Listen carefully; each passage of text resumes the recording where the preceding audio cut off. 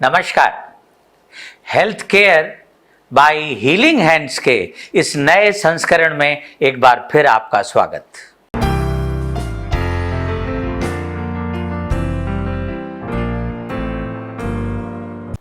आज हम लोग बात करेंगे कब्जियत के बारे में। कब्जियत जो बच्चों की एक बहुत सामान्य कॉमन प्रॉब्लम है और जिसको लेके रोज घर में कुछ हाय तौबा मची रहती है। प्रायः जो बच्चे के परिवारजन हैं वो भी चिंतातुर रहते हैं। कब्जियत का मतलब ये कि या तो बच्चा समय से टट्टी ना करे, विलंब से करे, कई कई दिन बाद करे, या वो जो कुछ भी पास करे मोशन की तरह वो इतना कड़ा हो कि उसे पास करने में दिक्कत हो। अभिजात परिवारों में यह समस्या और भी ज्यादा है। पहले तो मैं स्पष्ट कर दूं कि यह समस्या प्रायः छोटे बच्चों में बहुत कम मिलती है, ना के बराबर, क्योंकि उनमें एक दिन में 3 से 6 बार या 6 दिन में एक बार करना, दोनों ही तरह से हम नॉर्मल मानते हैं। लेकिन शर्त यह है कि 6 दिन में भी एक बार अगर बच्चा टट्टी करता है तो वो बिल्कुल सॉफ्ट नॉर्मल होनी चाहिए और बच्चे को उसे करने में कोई खास तकलीफ नहीं होनी चाहिए। लेकिन इस उम्र के बाद में ये इतनी फ्रीक्वेंट नहीं हो सकती है या इतना डिले भी नहीं हो सकता। ऐसा क्यों होता है? लगभग 95% मामलों में ये केवल खाने पीने की कमियों और गलतियों के कारण है। केवल 5% मामले ऐसे हैं जिनमें कोई बड़ा चिकित्सकीय कारण इन्वॉल्व होता है। वो गलतियां क्या हैं? बच्चे का रूटीन सेट न करना, उसे बहुत जल्दी पॉटी ट्रेनिंग के लिए शुरू कर देना। आमतौर पे जब बच्चा 2-3 साल का हो जाए तब उसे टॉयलेट ट्रेनिंग के लिए प्रशिक्षित करना शुरू करना चाहिए। फिर कई बार जब उसके ऊपर तनाव डाल दिया जाता है, स्कूल की बस आने वाली है, स्कूल में वो जा नहीं सकता करने के लिए, और बहुत से तनाव हैं बच्चों के, जब वो उसके ऊपर हावी हो जाते हैं तब भी ये दिक्कत आती है। फिर खाने में हम उसे फाइबर नहीं देते। फाइबर महत्वपूर्ण है, पर्याप्त मात्रा में फाइबर। और फाइबर कैसे दिया जाएगा? आपने कभी देखा है मशीन से मौसम्मी की जूस की रस की मशीन में एक तरफ से जूस निकलता है और दूसरी तरफ वो जो लंबा सा सामान निकलता है वो ही फाइबर है। ये प्रायः चीजों के छिलके या गूदे में होता है। तो हम उसको हरे पत्ते वाली सब्जियां खिलाएं और बच्चे इसे खा के नहीं देते तो क्या करें? इसको मिक्सी में पीसिए, फिर इसकी ग्रेवी बनाइए, उसे दाल में, उसे सब्जी में मिलाइए ग्रेवी की तरह, और उसे आटे के साथ गूंद दीजिए। उसे हरी रोटी, हरी पूड़ी, हरा पराठा खिलाइए। तो आपने कहा भी नहीं सब्जी खाने के लिए और हरी सब्जियां उस तक पहुंच भी गई। दालें वो दीजिए जो छिलके वाली हों। फलों का छिलका मत हटाइए।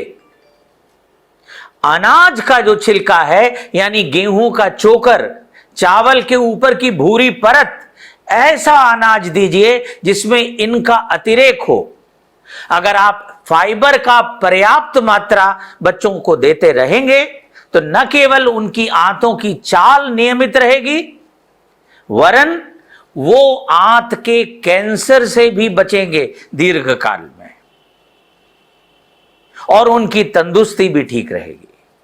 इसलिए जरूरी है कि हम कॉन्स्टिपेशन को शुरू में ही रोकें और आगे न बढ़ने दें, क्योंकि ये जितना आगे बढ़ता जाएगा, जितना पुराना होता जाएगा, समस्या को हैंडल करना भी उतना जटिल होता चला जाएगा। यदि 1 महीने से ज्यादा किसी को कॉन्स्टिपेशन रहता है तो हम उसे क्रॉनिक कॉन्स्टिपेशन कहते हैं। फाइबर जब तक आप पर्याप्त मात्रा में न खिलाने लगे या किसी बच्चे को फाइबर देने पे भी अगर पर्याप्त मोशन ठीक ढंग से न हो तो हम पॉलीइथाइलिन ग्लाइकॉल PEG नाम की दवा दे सकते हैं। अगर 4000 मॉलिक्यूलर वेट की हो तो वो ज्यादा प्रभावी होगी। लेक्सोलाइट नाम से इसका प्रोडक्ट बाजार में आता है। ईजलेक्स नाम से सैचे भी बाजार में मिलते हैं। तो ध्यान रखिए, पॉलीइथाइलिन ग्लाइकॉल के लिए 4000 मॉलिक्यूलर वेट होना जरूरी है और वो आपको पर्चे पे लिखा मिलेगा।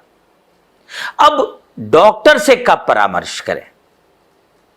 डॉक्टर से हम तब परामर्श करें यदि समस्या हमारे तमाम उपायों के बाद भी नियंत्रित नहीं हो पा रही है, या बच्चा टट्टी करने के लिए उठ के खड़ा हो जाता है तभी वो मोशन पास कर पाता है।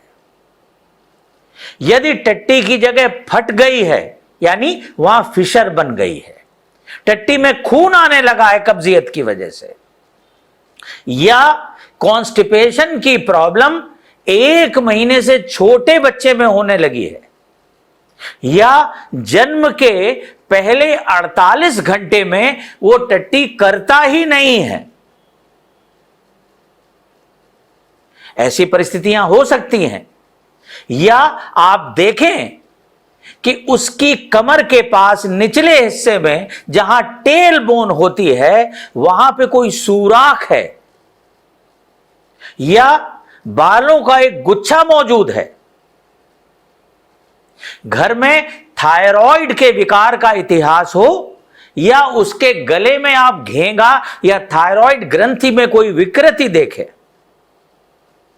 अगर इस किस्म की कोई चीज देखते हैं तो फिर आपको चिकित्सक के पास निश्चित ही जाना चाहिए। लेकिन इसके पहले कि आप ये निर्णय करें कि इसका उपचार किसी चिकित्सक की देखरेख में होना चाहिए, उसको पर्याप्त फाइबर देके सुनिश्चित कर लें कि घरेलू उपाय वाकई काम नहीं कर रहे। उसको एक निश्चित डिसिप्लिन में रखें, एक निश्चित समय पर रोज टॉयलेट की सीट पर बैठने के लिए कहें। यदि बच्चे को आप बोतल से दूध पिलाते हैं तो बोतलें बंद कर दें, क्योंकि बोतल से दूध पीने वाले बच्चों में कब्जियत की शिकायत ज्यादा होती है। 6 महीने तक बच्चे को सिर्फ मां का दूध मिलना चाहिए और कुछ नहीं। ये कुछ जरूरी बिंदु हैं जो मैं समझता हूं कि जिसका आप ध्यान रखेंगे तो आप इस समस्या से निश्चित रूप से घरेलू उपचार से ही इसका निदान कर पाएंगे। बहुत बहुत धन्यवाद। आज का कार्यक्रम देखने के लिए शुक्रिया। और चलते चलते आपसे निवेदन, यदि आपको वीडियो पसंद आया हो और आपकी समस्या को हल करने में मददगार सिद्ध होता दिखे तो हमारे चैनल को लाइक और सब्सक्राइब करना न भूलें। बहुत बहुत धन्यवाद। विदा।